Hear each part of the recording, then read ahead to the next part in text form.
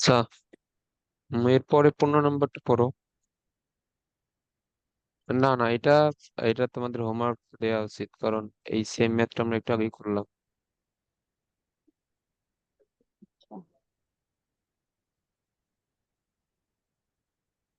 দেখো এই যে এইটাতে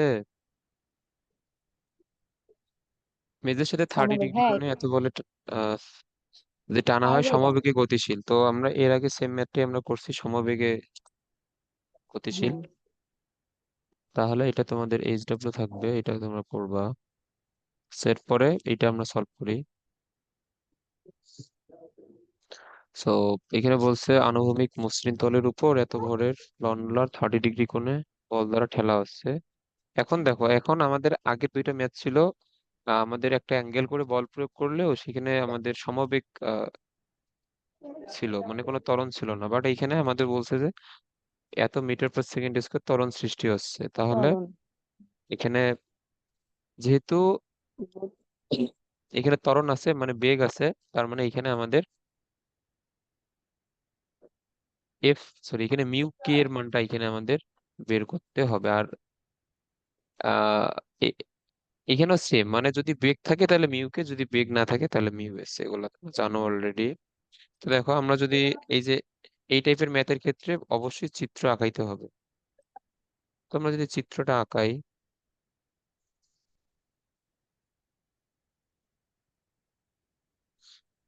তাহলে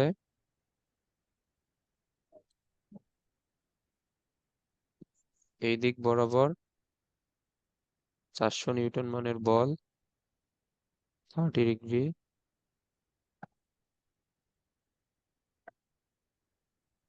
এফ কস 30,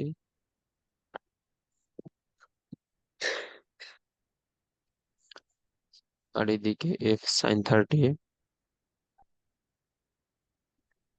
এদিকে আর এইদিকে এম জি।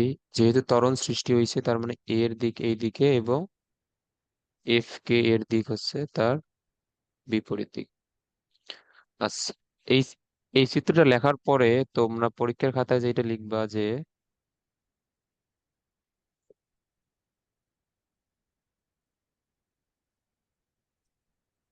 যেহেতু বস্তুটির ওয়াই অক্ষ বরাবর যেহেতু ওয়াই অক্ষ বরাবর কোনো বেগ নেই, এই লাইনটা তোমাদের আগেও একবার লিখে দিয়েছিলাম। তা এখানে তাহলে কি হবে বলো? কি বলে তো?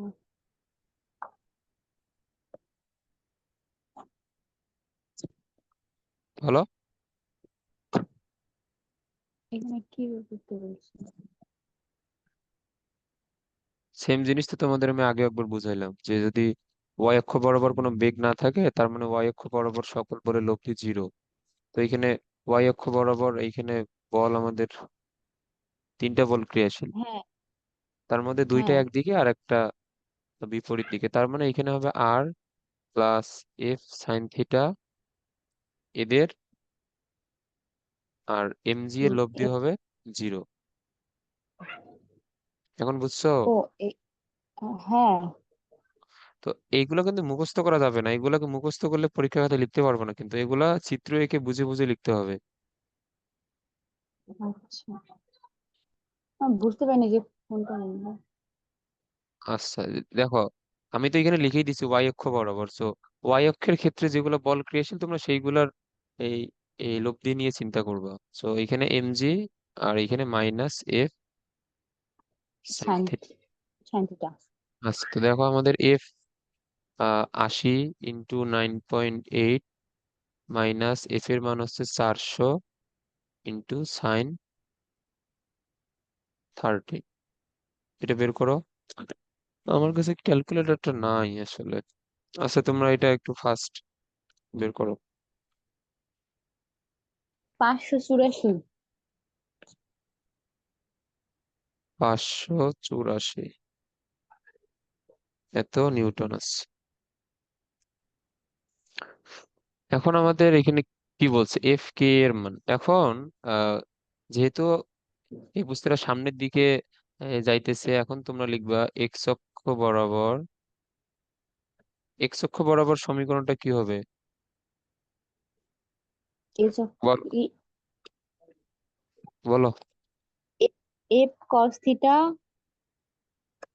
F cos theta. যে F cos theta minus F K সমান এম এ, না এম হ্যাঁ, জি হবে। না না, জি কেন এম হবে, এ, এ। এম এ হবে। হ্যাঁ। আচ্ছা, তো বারবার দেখি অ্যান্সার দিচ্ছি ঋতু, ইয়া নাই, একে মনীষা নাই।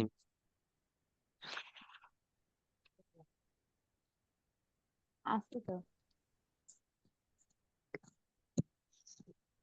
দুইজনে অ্যান্সার দিবে, একজন অ্যান্সার তো আরেকজন চুপ করে যদি থাকো, তো তোমরা দুইজনে।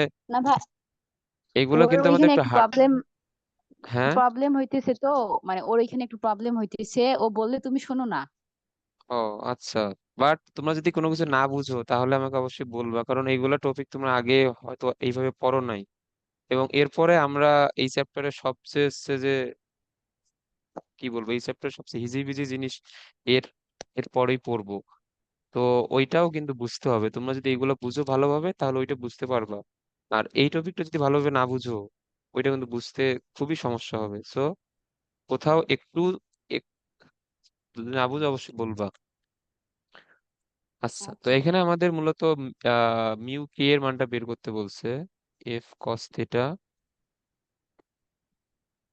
মাইনাস, আমরা জানি এফ কে সমান হচ্ছে মিউ কে ইন্টু আর। হুম। তো তাহলে এইখানে তো আমাদের মিউ কে আর সমান এইখানে কি হবে, আমাদের F cos theta minus M A. তো এটা 400 cos 30, এম এর মান হচ্ছে 80, এর মান হচ্ছে 3। সো এইটা আমাদের যেটা অ্যান্সার আসবে, মিউকের মান কি হবে, এইটা ডিভাইড বাই আর এর মান। আর এর মান কত, 584। তো এই মানটা বের করো। আচ্ছা, তোমরা এই মানটা বের করো, আমি ক্যালকুলেটর জিরো নিয়ে পয়েন্ট আসি। ওয়ান এইট টু আচ্ছা, দাঁড়াও দাঁড়াও, আমি ক্যালকুলেটর নিয়ে আসি।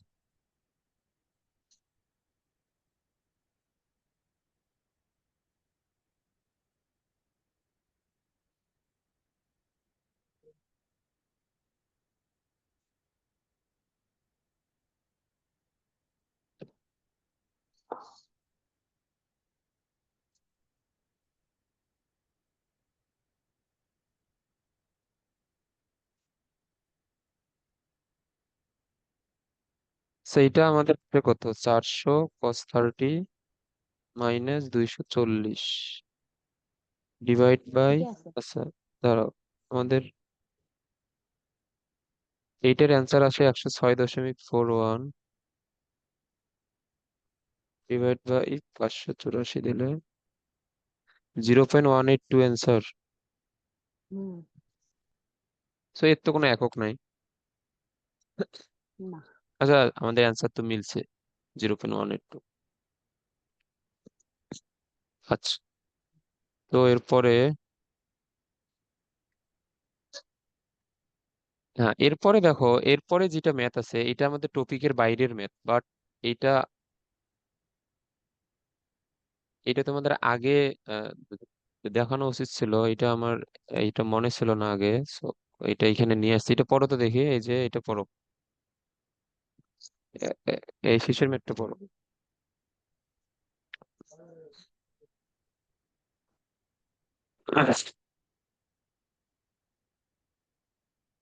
করছি।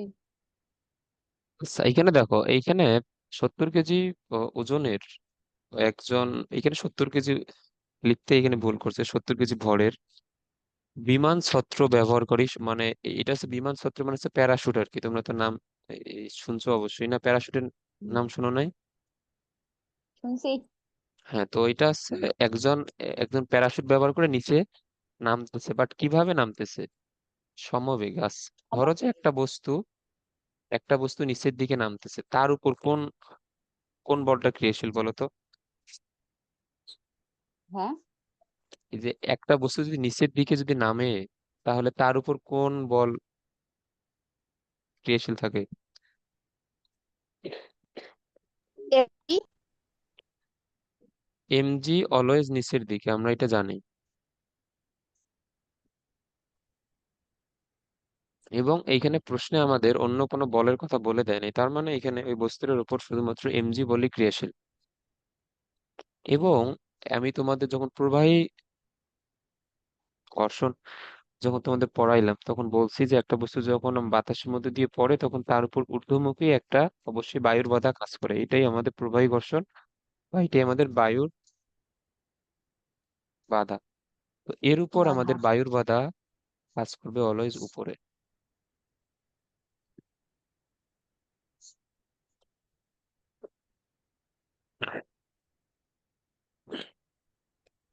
তো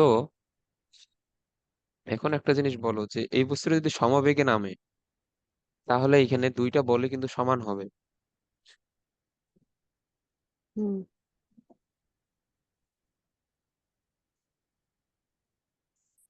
তার মানে আমরা এখান থেকে লিখতে পারি বায়ুর বাধা সমান এমজি। এই জিনিসটা বুঝছো? হ্যাঁ।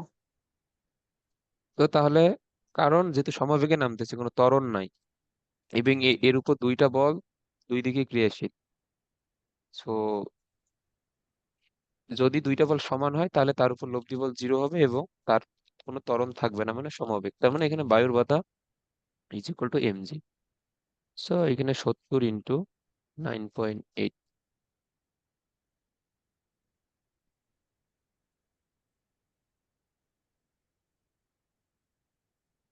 সো এটা করো, এটা আমাদের ছয়শো 686 আসে।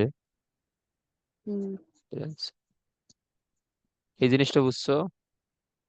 হ্যাঁ, বুঝছি। এটা পড়ো।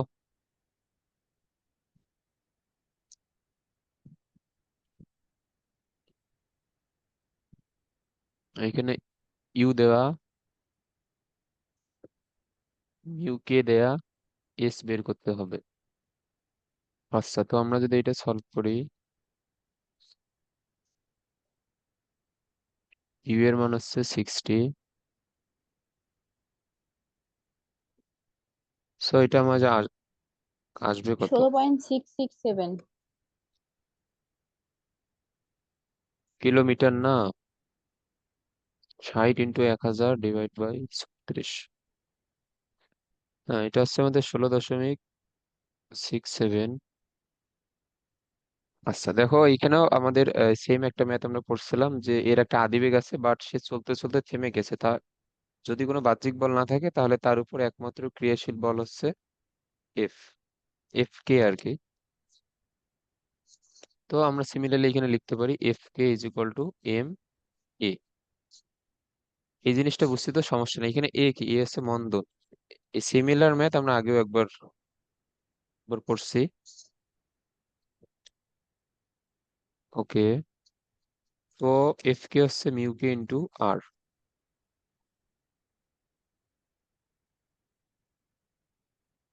এবং সরি, এখানে মিউ কে লেখো, আর মানে আমরা জানি M G is equal to M A. So M M বাদ, মিউ কে এর মান হচ্ছে 3.3।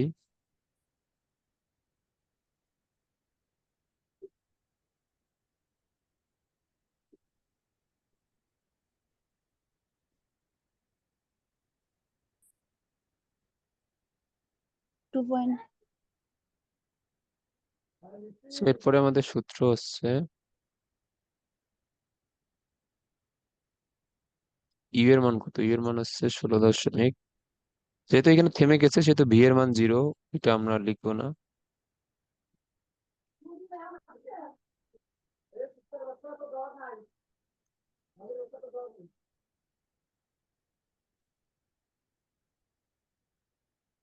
ভাইয়া, এটা কি 2.04 হয়?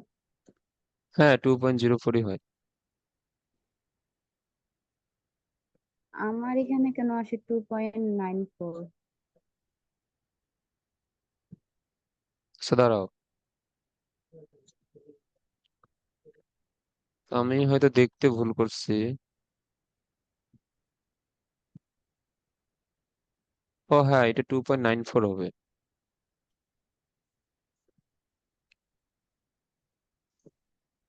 এটা ঠিক করে লেখো, এটা 2.94 আছে, দাঁড়াও।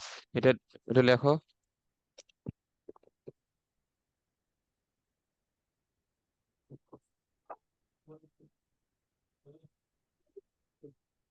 কথা বল।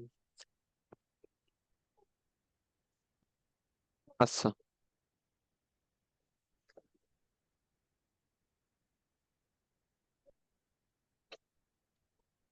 আচ্ছা, তো এইখানে যদি 2.94 হয় তাহলে এইখানে আমাদের এইটা 2.94 হইলে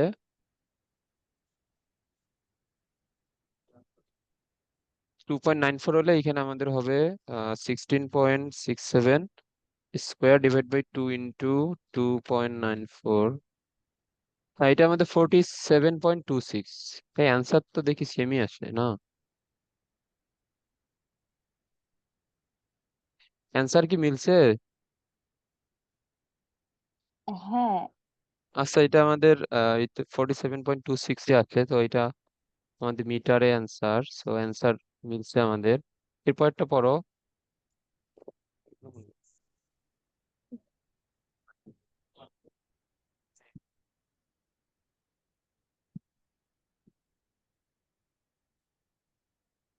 আচ্ছা, এটা পড়ো। আমাদের এত কেজি ভরের একটা ব্লককে আনুভূমিক টেবিলের উপর রাখা হলো।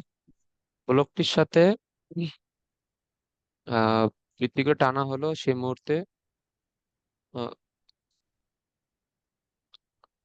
সেই মুহূর্তে একটি ব্লক হওয়ার উপক্রম হলো, সেই মুহূর্তে নিক্তির পাঠ পাওয়া গেল 100 নিউটন।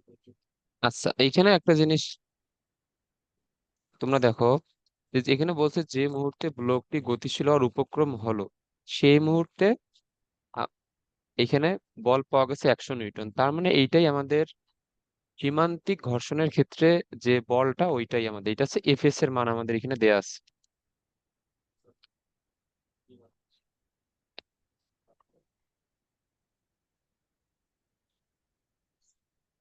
তো এইখানে আমাদের কি হবে, এইখানে FS is equal to mu S into R. তো আহ, এইখানে এফএস এর মান দেওয়া আমাদের 100 নিউটন, মিউ এস, আর এর মান হচ্ছে এমজি আমরা জানি। তো 150 ইন্টু 9.8। এটা তো আমাদের খুবই ইজি ম্যাথ, এটা আমাদের বুঝতে কোনো সমস্যাই নাই। সো 150 ইন্টু 9.8, সো এটা আমাদের কি ব্যাপার, এটা অ্যান্সার, অ্যান্সার মিলে নাই। 150 কেজি ভরের আনুভূমিক টেবিলের উপর রাখা হলো একটি স্প্রিং নিক্তিকে ব্লকটির সাথে আটকে ক্রমাগত বল বৃদ্ধি করে টানা হলো। যে মুহূর্তে ব্লকটি গতিশীল ও উপক্রম হয় সেই মুহূর্তে স্প্রিং নিক্তির পাঠবল হলো 100 নিউটন। ঘর্ষণ গুণাঙ্ক নির্ণয় করো। F S is equal to mu S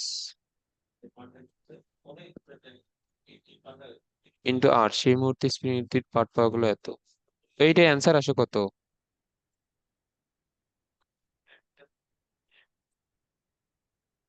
এটা একটু বের করো তো।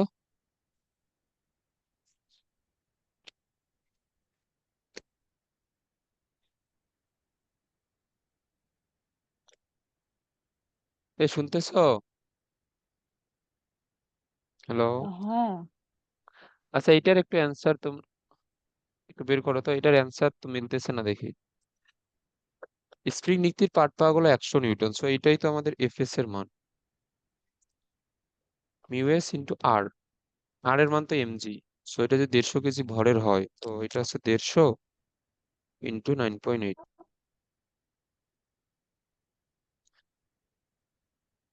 এটার আমাদের অ্যান্সার আসে 0.0068। এটা অ্যান্সার আসে না। হ্যাঁ, জিরো বাট পয়েন্ট এখানে, জিরো সিক্স হ্যাঁ, এটা 0.068, তো এটা এখানে সম্ভবত ভুল দেওয়া, কারণ এখানে তো আমাদের সলভে কোনো ভুল নাই। আচ্ছা, যাই হোক। হ্যাঁ, এরপরে আমাদের এই চ্যাপ্টারের সবচেয়ে হচ্ছে যে ইজি বিজি টপিক, এইটা তোমাদের খুবই ভালোভাবে বুঝতে হবে। এগুলা আমাদের নর্মালি বইতে নাই, এবং এগুলা এইচএসসি তেও যে খুব বেশি আসে তা না। বাট আমাদের, আমরা যখন ঘর্ষণ পড়ি তখন এই টপিকটা আমাদের পড়তে হয়।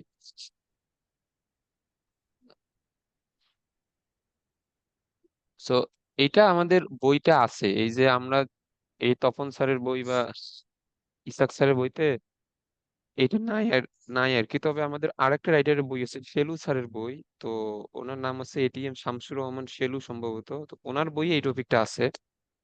তো এই এই টপিকটা আমাদের পড়তে হয়। এটা হচ্ছে আনত তলে ঘর্ষণ। তো আনত তল কি? আনত তল হচ্ছে আমাদের আনুভূমিকের সাথে কোণ করে একটা যদি তল থাকে, আমরা সেইটাকে বলে আনত তল। আচ্ছা দাঁড়াও, আমি ওই শেপটা নিয়ে আসি, তাহলে তোমাদের বোঝাইতে সুবিধা হবে।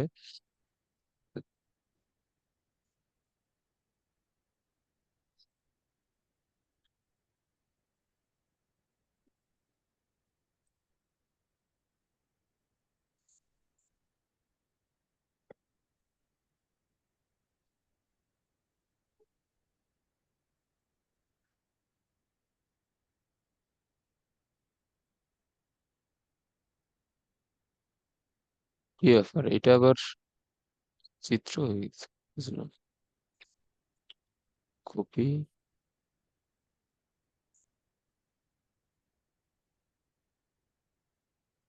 আচ্ছা দেখো, এইটাকেই বলা হইতেছে আনত তল।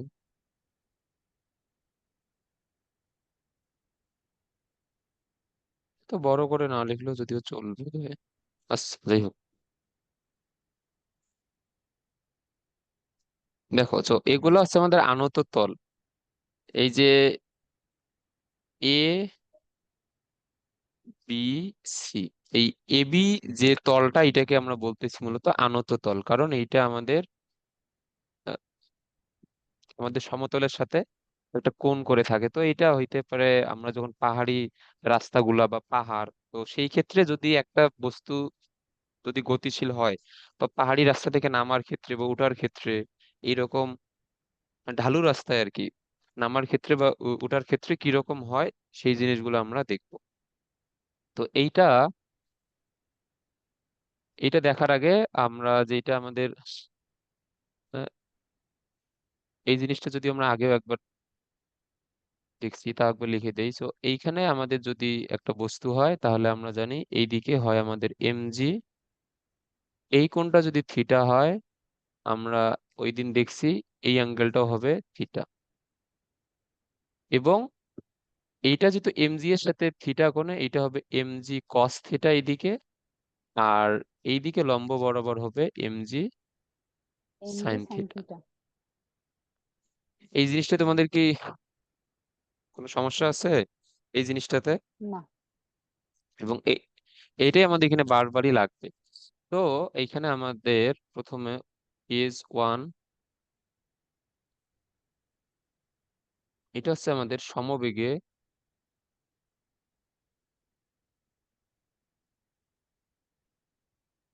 ঊর্ধ্বগামী কোনো বস্তুর ক্ষেত্রে।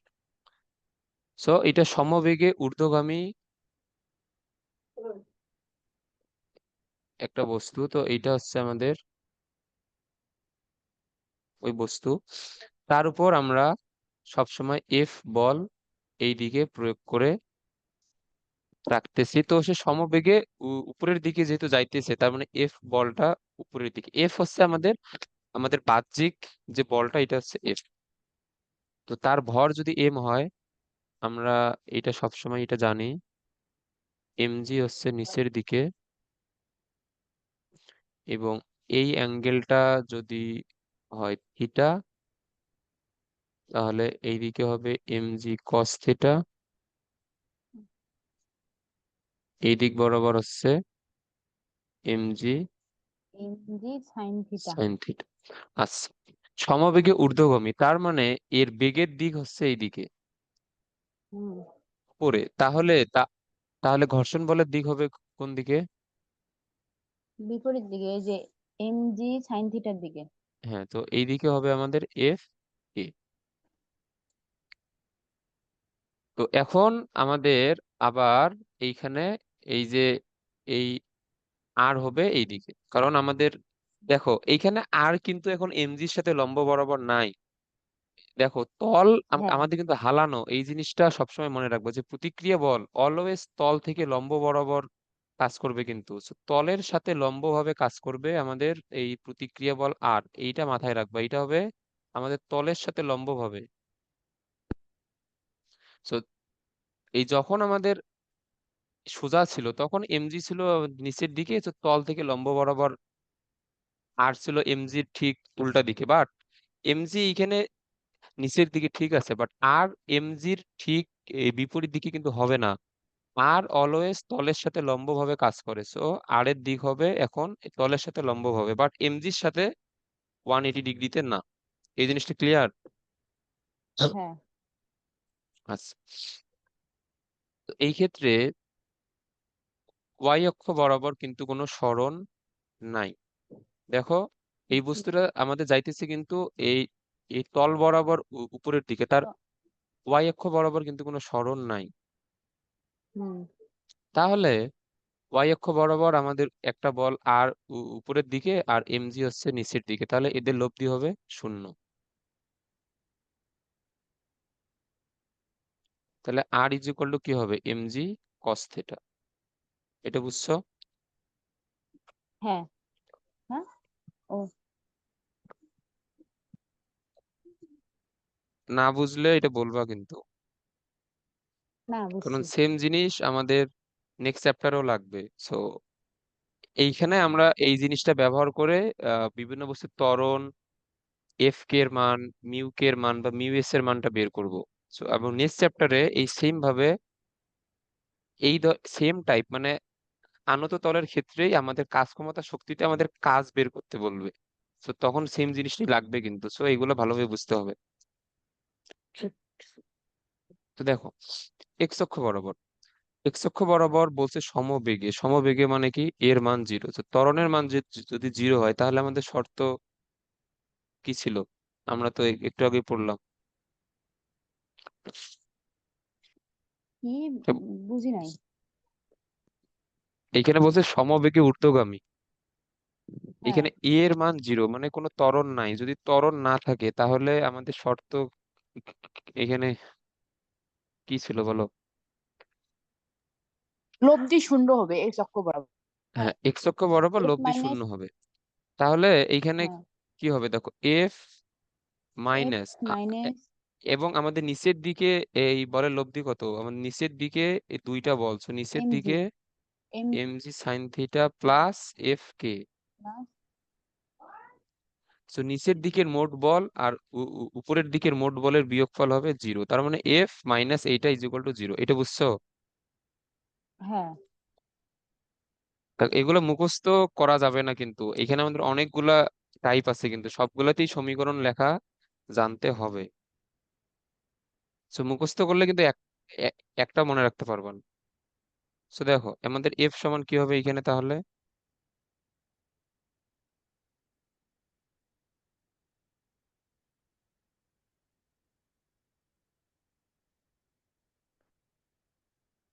আর এফ কে মানে কি মিউ কে ইন্টু আর, আর মানে কি, আর মানে হচ্ছে এমজি কস থিটা।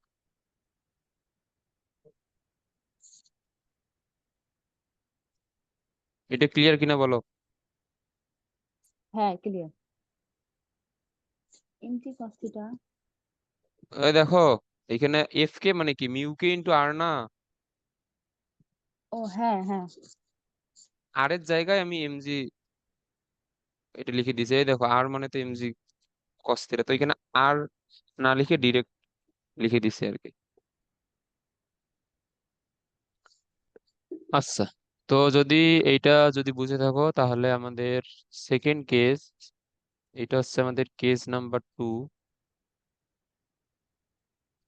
এটা হচ্ছে আমাদের সমবেগে নিম্নগামী।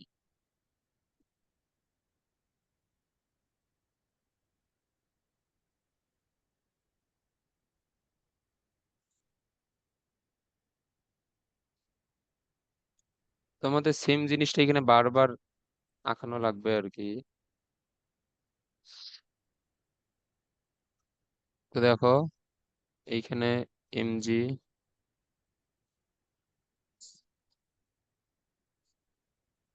এইখানে এমজি কস থিটা, এইটা থিটা কারণ এইটা থিটা, এদিকে হচ্ছে এমজি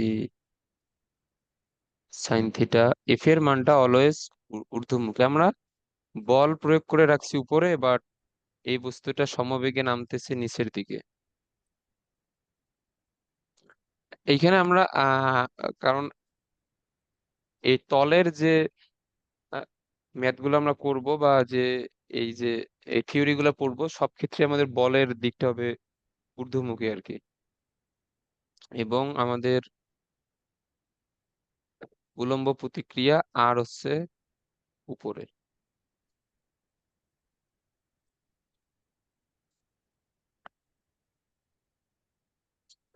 এবং এখানে আমাদের ত্বরণের মান 0, এটা আমরা জানি, যেহেতু এখানে বলে দিচ্ছে সমাবেগ।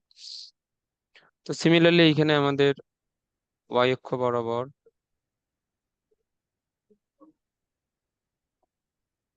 এখানে দেখো এখানে কিন্তু আমি রিজনটা বারবার কিন্তু বলতেছি, যেহেতু ওয়াই অক্ষ বরাবর কোনো সরণ বা কোনো বেগ নেই, সেহেতু ওইদিকে কোনো ধরনের বল ক্রিয়াশীল না।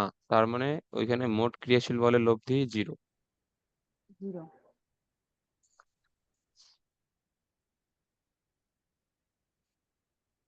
এখন এক্স অক্ষের ক্ষেত্রে কি হবে বলো দেখি। আচ্ছা আচ্ছা, এখন এখন একটা জিনিস দেখো, এখানে একটা জিনিস লেখা হয় নাই, এই বস্তুটা নিচের দিকে নামতেছে, তাহলে ঘর্ষণ বলের দিক তাহলে হবে কোন দিকে?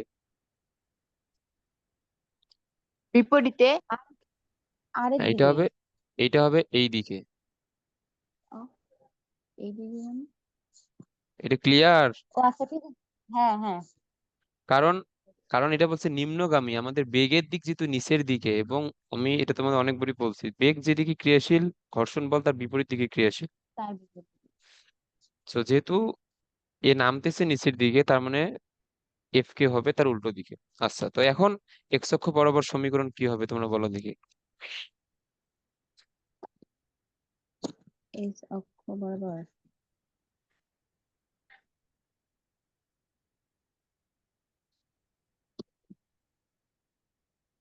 ইয়া, এফ মাইনাস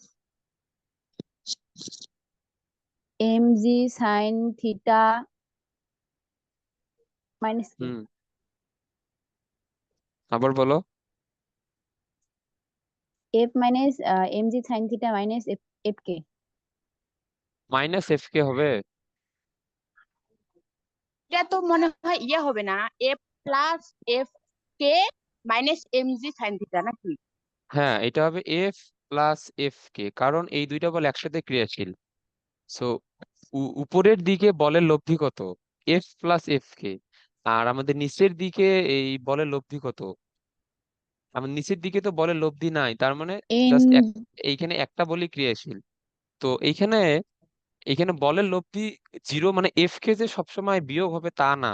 তো এখানে তোমাকে, যেহেতু বলের লব্ধি 0, মানে এইখানে তোমাকে দুই দিকে সবগুলা বলই এখানে দেখতে হবে। সো এইখানে দেখো, এই যে ফার্স্ট কেজে আমাদের নিচের দিকে MG sine theta plus F K ছিল, কিন্তু ওই জন্য আমরা এই দুটোকে যোগ আকারে লিখছি, কারণ একই দিকে ক্রিয়াশীল থাকলে লব্ধি যোগফল হয়, এটা আমরা জানি।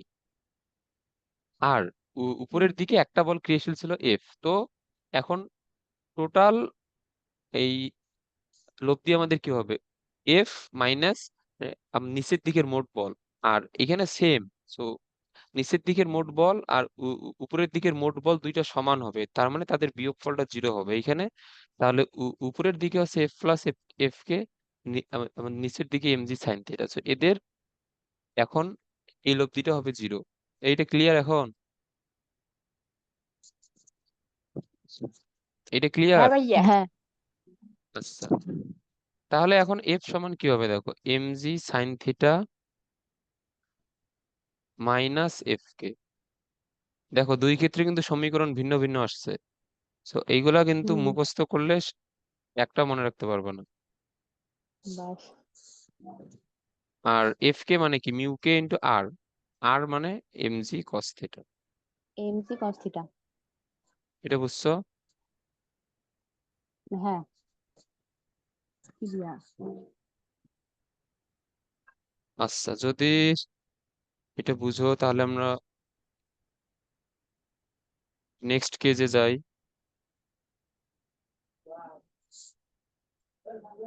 কয়েকটা?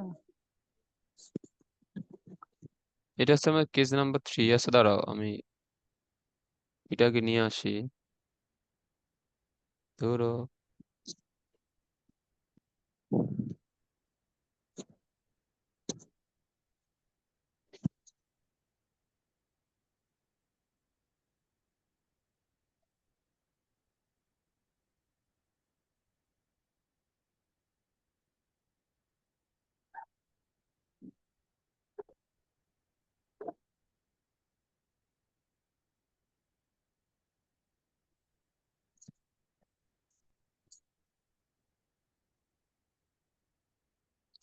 তো এরপরে আসছে আমাদের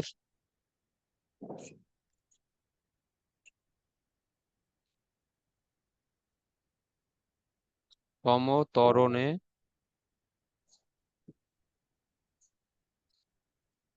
ঊর্ধ্বগামী। দেখো, এরপরে যদি আমাদের হয় সমত্বরণে ঊর্ধ্বগামী, এবং এটা যদি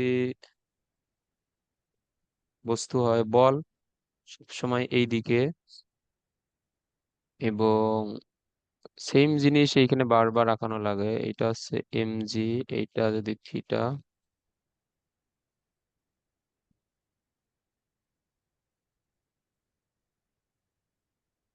এদিকে এমজি কস থিটা আর এইদিকে এমজি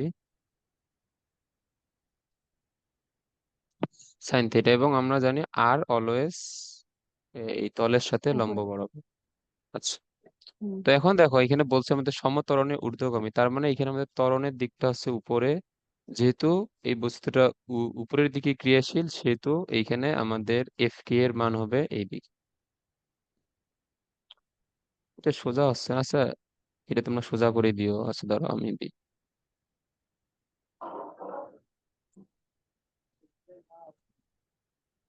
So, আমাদের এফ কে এর দিক হচ্ছে নিচের দিকে। এটা তো বুঝতে আমাদের সমস্যা নাই। তো সিমিলারলি আমরা আগের মতোই, যেহেতু ওয়াই অক্ষ বরাবর কোনো আমাদের সরণ নাই, সেহেতু এখানে আমাদের হবে R is equal to M G cos theta. Okay, তো এখন এক্স অক্ষের সমীকরণ, এবং এখানে আরেকটা জিনিস মিসিং, এইখানে আমাদের আমাদের বস্তুর ভর হচ্ছে যে এম। এখন তোমরা এক্স অক্ষ বরাবর সরণ, সরি, এই সমীকরণটা তোমরা বলো দেখি।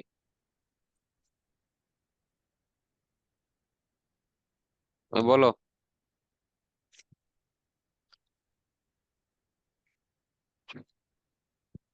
বলো। F F minus M G plus F K. আচ্ছা, একটু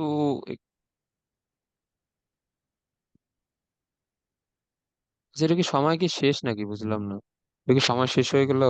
লেস দেন 1 মিনিট। আচ্ছা দাঁড়াও, আমি তোমাদের আরেকটা লিঙ্ক দিচ্ছি, এটা সময় শেষ।